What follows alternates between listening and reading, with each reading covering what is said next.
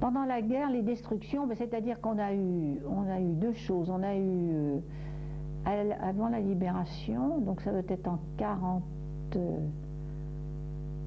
oui, on a eu le pont qui a sauté, le pont près de la Charité qui a sauté. Ça fait un dégât terrible. Ça a été terrible. Alors ça a été sauté, c'est la résistance qui l'a fait sauter. Parce qu'à ce moment-là, les renforts, si vous voulez, ce qui était du Midi, les Allemands rejoignaient le front de... Oh, c'était le front de Normandie, puis après c'était l'autre front. Donc on a fait sauter ce pont pour les empêcher de passer. Il y avait le pont de la Fécurie aussi qui était très visé, le petit pont. Mais alors là, ce pont-là, ça fait du dégât, vraiment, un dégât terrible. Hein. Alors à la Charité, c'était un dégât épouvantable, c'était tout claqué de tous les côtés. Il a fallu prendre tous les malades qui étaient là, et puis les emmener à l'hôpital, qui lui avait eu des dégâts, mais moindres. Nous, notre maison, on a eu des galandages fendus, mais plus près de là, il y avait vraiment de gros dégâts. Et alors après, on a eu le pont qui a sauté là. Et moi, j'ai vu comment ils ont fait, les Allemands. Par une belle nuit sans lune, on a entendu, nous avions des amis qui habitaient route de Châlons, qui avaient déserté leur maison parce que les Allemands entraient ils étaient en débandade, en défaite. Alors ils poussaient les portes et ils se faisaient cuire des omelettes, etc. Et alors ils avaient abandonné leur maison. Contre notre avis, maman ayant dit, il faut rester dans votre maison parce que votre maison va être pillée. Et ils avaient dit non, on en a assez, on s'en va, allez hop. Alors ils étaient chez nous, donc c'est une maison avec 3 étages, elle était remplie. Et puis on avait aussi une de nos cousines réfugiées, donc notre maison était remplie. Et par une belle nuit sans lune, on a entendu des bruits suspects. Alors avec maman, on avait l'habitude, on se levait. Puis comme on avait des persiennes, on arrivait à voir à travers les persiennes, on voyait un va-et-vient d'Allemands, et puis qu'est-ce que c'est que ça? Puis quand ils ont miné le pont, ils ne se sont pas servis seulement que des trous de mine, ils ont mis des caisses de mélimites à même le pont. Puis ils ont relié par un cordon. Alors nous, on l'avait vu en quelque sorte. On l'avait vu aussi par des gens qui étaient passés comme ça. Et puis ça s'est passé, je ne peux pas vous dire le jour exact, mais ce dont je me rappelle, c'est qu'on a vu arriver, alors maman avait on a ouvert toutes les portes, toutes les fenêtres, depuis le matin, en se disant, quand ça va sauter, on aura moins de dégâts si on ouvre tout. Et voilà qu'on voit arriver un brave monsieur que nous connaissions de l'Abergement, monsieur Perret de l'Abergement. Non, il allait voir sa belle-fille exactement, parce qu'elle était... Oui, non. Alors, on le voit arriver, alors vous savez, il avait mis une grande blouse, il avait un feutre noir, il était habillé comme était habillé un agriculteur de l'époque. Et puis il entre chez nous par le petit couloir qui donne sur la rue Jean Jaurès.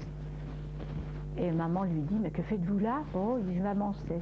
Alors Mehdi, je ne sais pas ce qu'il y a sur ce pont, ils m'ont laissé passer, il y a des espèces de caisses. Alors maman lui dit, monsieur Père, écoutez, vous allez à Amancet, j'ai un conseil à vous donner, dépêchez-vous d'y aller, ne restez pas ici, je vous en supplie, ne restez pas. Allez, monsieur Père, il faut vivement aller vite.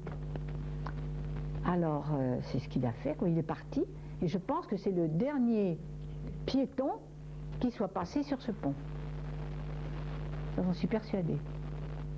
Je vois encore maman insister, dépêchez-vous, parce qu'il avait encore, pour aller avancer, il avait encore passé sous l'autre pont qui avait été démoli, mais qu'on pouvait quand même passer dessous. Voilà. Et bien, ce monsieur est sans doute le dernier qui est passé, le dernier piéton. Alors il y a eu une explosion absolument épouvantable, on est sorti aussitôt. Moi j'ai vu chavirer la dernière arche, qui est donc sur le tableau, ça je l'ai vu. Alors il a hésité, il a basculé, il a oscillé, il a basculé, et puis pouf, il est parti. Alors c'était terrible parce que tous les gens étaient là et les gens pleuraient. Moi j'ai vu les Tournusiens pleurer. Vous savez, le pont c'est quelque chose d'extraordinaire parce que même maintenant vous voyez encore des gens, le matin, vous voyez des gens 8 h du matin qui se réunissent au bout du pont et qui discutent, on ne sait pas de quoi ils parlent, on ne sait pas. Ils sont là, ils regardent l'eau passer, puis je sais pas, ils discutent, c'est une habitude, ils vont sur le pont. Alors maintenant, on n'y va pas comme autrefois, parce qu'autrefois, quand même, on s'accoudait sur le parapet. Par exemple, mon père, tous les soirs, comme il menait une vie très sédentaire, il allait sur le pont, en général, il y fumait une pipe, il allait jusqu'au bout du pont, il revenait, il s'accoudait, puis il regardait passer l'eau. Il disait que j'étais un moyen de détente absolument magnifique. Et je pense que c'est vrai, ça.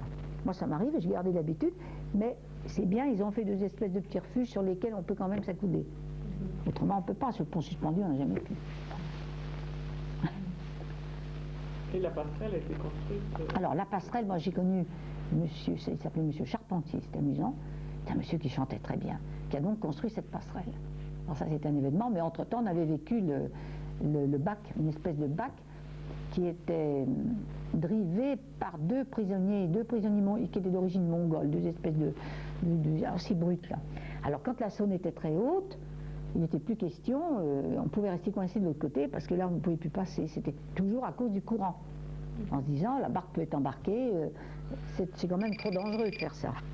Alors cette passerelle était très bien construite, il faut dire la vérité, vous en avez des photos, des cartes. Alors cette passerelle, elle était à peu près au niveau du Café du Centre. Après vous allez voir sur les cartes postales, vous allez les reconnaître tout de suite. À peu près à cet endroit-là, au niveau de la rue du Bac, à peu près. Vous voyez, à peu près à cet endroit-là. Voilà.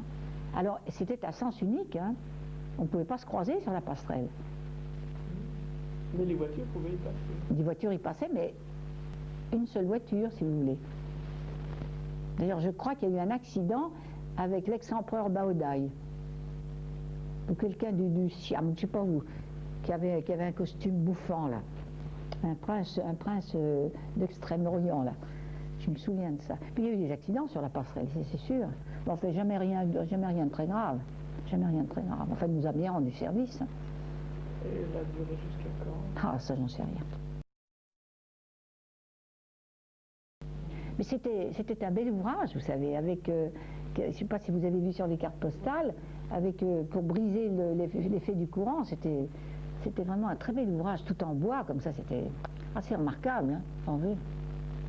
Et alors c'est là qu'on a eu donc, on a eu à nouveau des explosions, puisque au son, il y avait un type avec une trompette qui nous avisait quand il faisait sauter les ruines du pont, parce que ces ruines du pont faisaient barrage dans la Saône.